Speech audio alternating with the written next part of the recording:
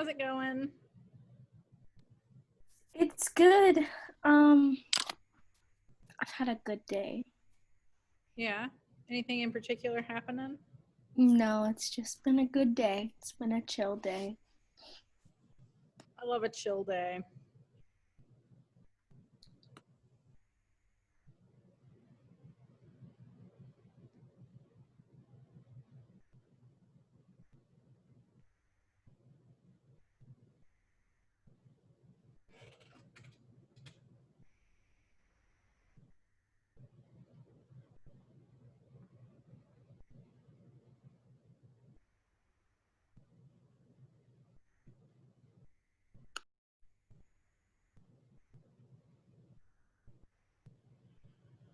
Let's see. We've got.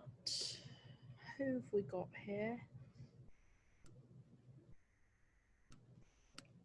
Why have never worked? You had me suicidal.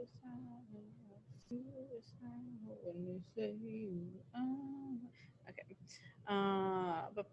We're missing David and Trinae.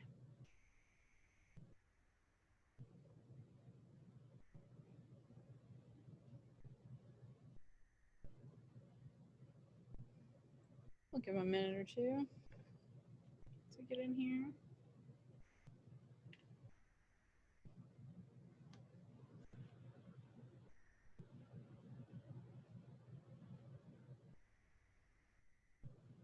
Yep, here comes David.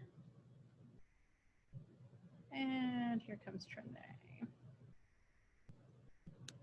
Beautiful, beautiful. Got the whole gang today. Okay. Excuse me. Today's stuff is pretty straightforward. On Canvas, I told you guys yesterday what we would, I kind of previewed what we'd be doing. We read Myth of a Latin Woman yesterday, and you can still use the text to help you with what we're doing today, but you're kind of doing a little bit of a deep dive into the text. And I also told you that next week we will read another piece that's sort of like a short memoir essay, but very different from Myth of a Latin Woman, and do some comparing and contrasting with those. So we're going to do a little bit of a deep dive into this one today. On Canvas, which I'm going to play around with our Canvas, you have a lot of options on the side of Canvas that we will never use. So I'm going to get rid of some of those just to make things a little cleaner for you guys. But there's an assignment under the Week of 928 module called Exploring the Text, Myth of a Latin Woman. And it's just 8 questions, and that's all we're doing today. But you do need to, you're going to need to go back into the text and kind of sort through it a bit and be really thorough in your answers here, because that is the point, to really dive in and do some analysis. Always err on the side of over explaining rather than under explaining. I think I said something along the lines of that to some of you on your soapstone assignment. Always err too much on the side of over explaining.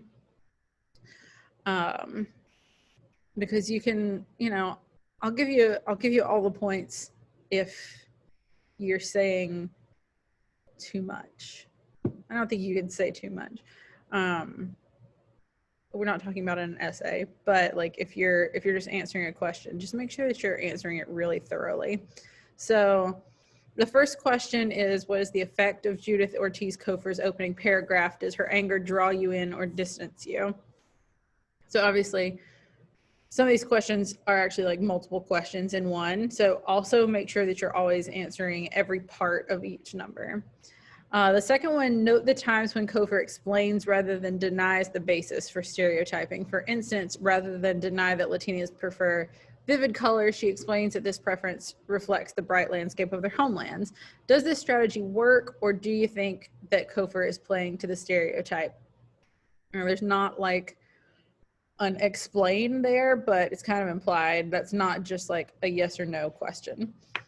Number 3, note the sections of the essay that refer to personal experience. Does Kofor's use of personal experience weaken her argument or make it more effective? Explain. Would the essay be more effective with less or more personal experience? And explain your view about that. Number 4, what do Kofor's experiences on the bus, in the hotel, and at the poetry reading have in common? So you might need to go back and look at those 3 instances a little bit and remind yourself what those were about. Could she have committed any of them? That's supposed to say omitted. I think that was just a typo there, which I can fix. Could she have omitted any of them from her essay? Do you find her behavior toward the man in the very classy Metropolitan Hotel unnecessarily cruel? And explain. Number 5, how does Kofor broaden the argument from her personal experience to larger concerns, including other stereotypes or stereotypes of other communities? And that'll also tie back a little bit in the last question.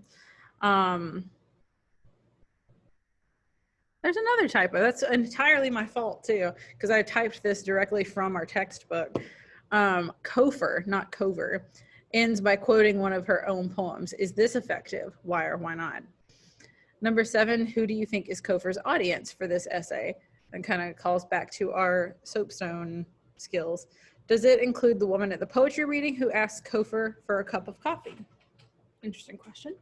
And then number 8, this is probably the most involved one. According to Kofor, this is a quote from The Myth of a Latin Woman, mixed cultural signals have perpetuated certain stereotypes. For example, that of the Hispanic woman as the hot tamale or sexual firebrand. It is a one-dimensional view that the media have found easy to promote.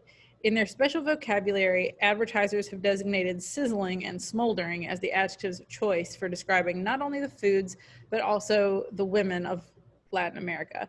Does this assertion that the media promotes stereotypes apply today? In answering, consider Kofor's example of Latin American women, or choose another group such as African Americans, older people, or people from the Middle East, or anyone that you see possibly like having stereotypes sort of held against them. Those are just examples. So this is all straight out of our textbook except for my typos.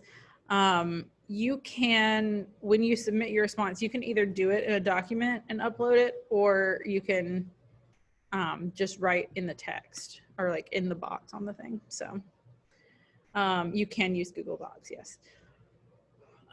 So that's it, and it is due today, so make sure that you're getting that in. But you have this whole class period to do it and to work on that, so I think you should be able to get that finished. Any questions about it?